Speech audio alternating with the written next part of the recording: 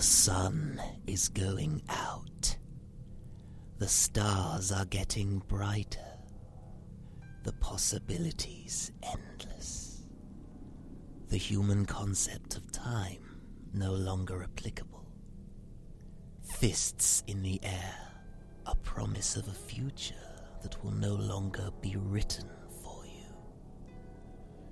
You will be set free if you want to be. This is your host, RedGrin. And now, some news. Money is the devil. Everyone knows that. But does the devil inhabit the petty cash you clutch firmly in your hand, or you? Scientists that shall remain nameless for fun have discovered a new way to destroy the new £5 note that was introduced in the UK last year. Not being content with pouring liquid nitrogen over them and splitting them into pieces with a carefully applied hammer, they decided to place the note in a beaker full of fuming nitric acid, a witch's brew of nitric acid plus dinitrogen tetroxide. After a matter of minutes, this caused the images of Her Majesty to dissolve and slide away into the solution like boiling treacle sliding down a jar filled with brown, malted blood. Revealed beneath was nothing but a completely transparent plastic polypropylene rectangle. Could this be a metaphor for the solution to our little money problem? Take the elites away from their handed-down high places, dissolve them from necessity, so that we will finally be able to see and live and understand. Governments say that they believe in transparency. We can see through them, almost, but they are protected by their web of corruption, a web weaved by our misfortune, our need for light and heat, food, things that all humans require, even the elites. But the elites do not pay for their light and heat, their food, not really. We do. We always do.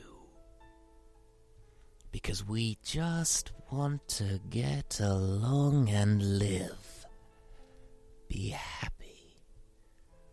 Once you remove the elites, our collective consciousness that we are all aware of, on some level, or on many levels, will no longer be stifled. This has been our top story. And now, sport. Reports say that the American president, who shall remain nameless, for fun and obvious reasons, has visited a golf course he owns for the 14th time in 10 weeks. Apparently he's been meeting with a senator to discuss health care reform, which is probably true. It's in the news. Let me tell you, listeners, I have a tremendous fear of golf courses.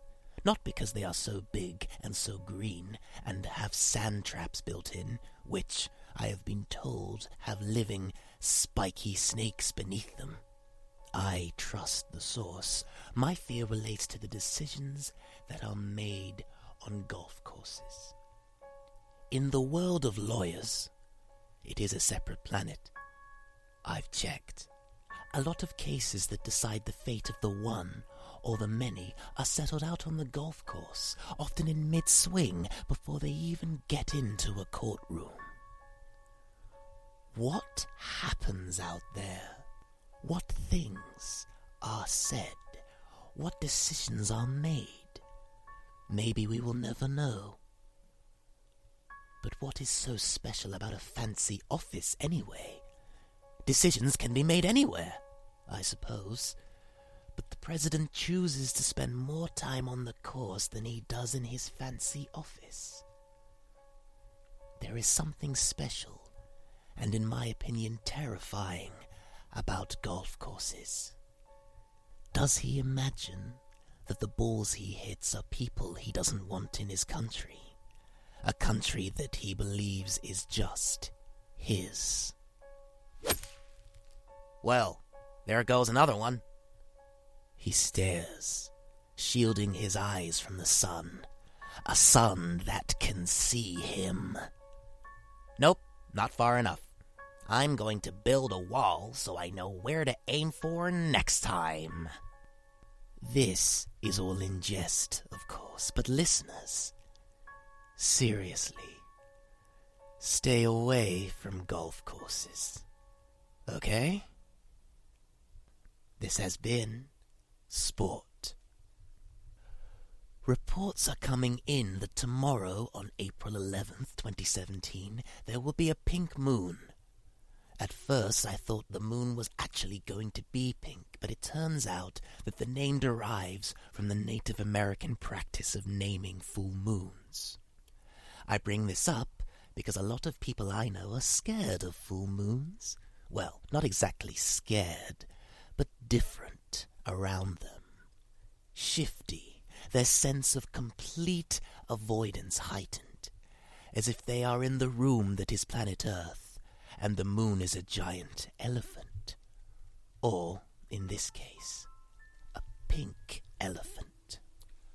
A pink elephant is something you can see when you mix Sage, Onion, Tears of Joy, Pink Floyd's album Dark Side of the Moon. This fourth one is particularly important for obvious reasons. Something green and burnable, and the desire to transcend the physical. You can pick up any of these at your local store, but make sure and get the Pink Floyd album. Trust me, listeners, it's a 3-in-1 deal. Anyway, enjoy your pink moon, your full sprouting grass moon, your egg moon, your full fish moon, lit, I'm sure, by no sun. And finally, the message of the week. We know that sometimes in life we find ourselves with nothing to do but wait. It is not always easy to wait, to remain stationary. As Regina Spektor says, taking steps is easy, standing still is hard. I am pretty sure that Regina is an actual spectre. The good kind, the kind that doesn't just pass directly through you without asking. Waiting is a part of life we must all just accept. British people in particular seem to enjoy waiting, or, more specifically, queuing. Two things that I know British people like, because I am one: moaning and queuing. And why do we like queuing? So we can have a bloody good moan about it. The point is, when people wait, when we get bored, we discover new things, new TV shows, books we thought we'd lost, socks that disappear into other dimensions every time we drop our hats, and only return when we need them to shine our cars out of boredom, out of waiting. But, above all else, waiting sometimes allows us to be content with silence. It allows us to listen to the world, listen to the many lives that revolve around our own. You may find when listening to the world that you hear something that gives you back your previously lost gift of activity. If you hear a barking dog and it reminds you that you need to walk your own, if you have one, or not, or if you hear a plane passing overhead and it reminds you you need to go and meet a family member at the airport, someone you forgot was flying in to see the versions of yourself that you present to the outside world. Because you are uncomfortable being yourself around that relative. It happens to us all, listeners. It happens to us all. But the point is, you will stop waiting, then start again, then stop again. But you always have time to listen.